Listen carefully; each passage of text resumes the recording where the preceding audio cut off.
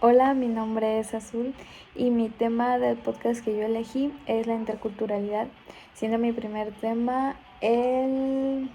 la comunicación intercultural, en donde yo lo he separado en diferentes partes, que es como que las que están dentro de nuestro mismo idioma y aquellas que pues están de diferente idioma o dialecto. Dentro de nuestro idioma existen aquellas palabras que son la misma palabra pero tienen diferentes significados, y eso muchas de las veces puede pues ocurrir con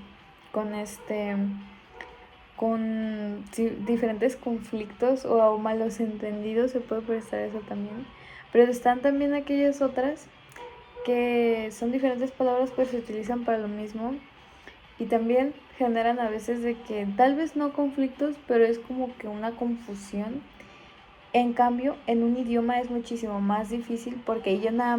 nada más son palabras, también son pues oraciones, son párrafos.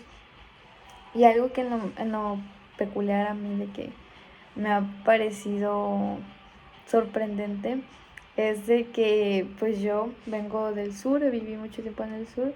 y llego acá a Monterrey y yo pensé que no iba a haber mucha diferencia en cuanto a cuestiones de palabras, pero realmente sí. Y hay veces que ahí es cuando te das cuenta que realmente tu país es mega diverso porque en este tipo de cosas realmente no habría de que una gran diferencia, pero en lo personal a mí me pasó, yo lo viví y con muchísimas, o sea, situaciones que ahorita no puedo, o sea, puedo pensar en miles, no podría resumirla nada más en una, me pasó muchísimas de las veces. También otro tema es acerca de los estereotipos y prejuicios que llegamos a tener, en los cuales como sociedad o generación hemos establecido que no debería de haber prejuicios y estereotipos, pero una cosa es decirlo y otra cosa es aceptarlo o como reconocerlo más que nada, porque hay veces que los tenemos muy interiorizados y no te das cuenta. Y eso es lo que a mí, por ejemplo, me pasó en mi clase de competencias interculturales, en donde todos nosotros de que o sea, bueno, más bien pensábamos que nuestra manera de pensar era muy abierta, de que nosotros no teníamos ningún estereotipo, y al momento de hacer un examen y posteriormente de tomar la clase nos dimos cuenta que había muchísimas cosas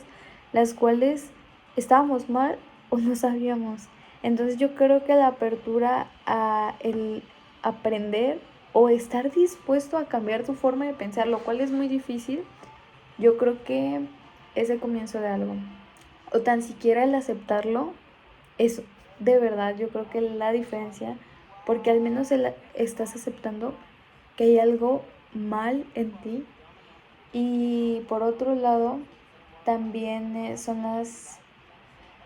falsas expectativas, que eso usualmente pasa con culturas, con personas de diferentes países o con el mismo país cuando lo vas a visitar, o inclusive en los estados, porque por ejemplo yo cuando me vine a Monterrey tuve el estereotipo de que yo pensé que todos los norteños hablaban golpeado, usaban sus botas y su sombrero, y me di cuenta que no, hay personas que sí son así, pero pues no, y ahí creo una falsa ilusión mía. Y por ejemplo, pues eso me pasó a mí. Pero algo que me parece curioso es de que yo ya era consciente de que México es racista, pero en Monterrey se ve muchísimo más. Y hay diferentes noticias en cuanto a los antros, por ejemplo, en problemas de mi edad, de que a los antros que no te dejan de que entrar por tu tono de piel, por cómo te vistes, por cómo te ves. Y por ejemplo en problemas más grandes, o sea, en cuestiones laborales, es que no te dan ciertos empleos o siquiera ni siquiera te toman en cuenta para presentar la entrevista de trabajo. Y yo me acuerdo que cuando yo era pequeña, mi papá me lo comentó y yo dije, no es cierto, o sea, eso ya no está, o sea, ya no existe el racismo, porque todos somos conscientes de que no hay diferencia de razas, de etnias, ni nada por el estilo. Y la verdad es de que me dio una tristeza y me llenó el corazón de tristeza el saber que eso sigue pasando. Y lamentablemente pasa en el lugar donde vivo y que muchas de las veces ya está normalizado. Pero no porque esté normalizado significa que esté correcto. Y asimismo, otras cosas como más amigables son como los choques culturales que puedes tener tanto de tu mismo país o inclusive dentro de tu mismo estado, pero pues que son de diferentes municipios, pero también de que con otros países, por ejemplo, a mí me pasó de que con un chavo que viene de Francia, yo pensé que se la estaba pasando súper mal en un evento que yo hice para ellos en Lánzate, y al final del día me envió un párrafo así gigante donde le picas leer más, que decía de que muchas gracias, la verdad me la pasé muy bien. Y ahí fue donde me di cuenta que simplemente no estaba siendo grosero, estaba siendo europeo. Y realmente sí, creo que algo que he enfatizado mucho es internacional